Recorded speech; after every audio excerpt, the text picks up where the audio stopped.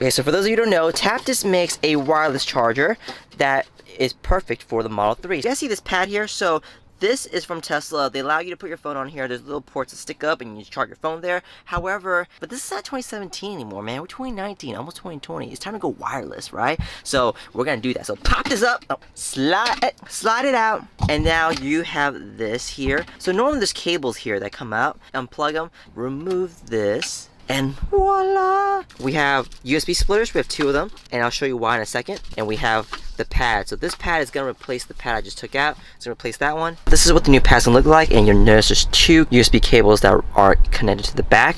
So what we're gonna do is, this is a lot harder with just one hand. So what we're gonna do is we're gonna snake these cables into these holes there, and that way they can come out the back and into these USB ports here. I got one in there, this one in here. Shimmy it down. Once you pull it to the back, this should sit right on top of this. Okay, so we got the cables in. Bada bing, bada boom.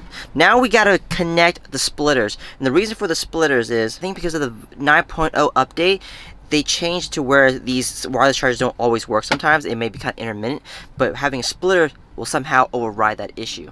There we go. Now he's gonna connect the second splitter.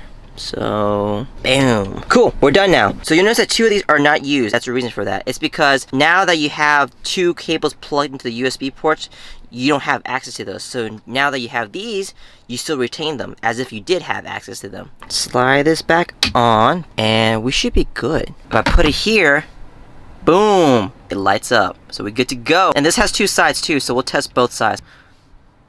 Boom, and we're good to go.